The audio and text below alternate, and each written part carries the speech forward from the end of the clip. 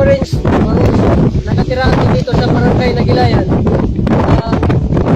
Natutuwa ako dahil ang mais ko ay ginamitan ko din ng Gromax. Nakita ko talaga yung totoong epekto dahil sa ginamit kong pinalo na Gromax sa abono. Nagsisisi ako dahil hindi ko nagamitan lahat at masdan nyo po yung pagkakaiba ng ginamitan at hindi ginamitan. Masdan nyo po talaga.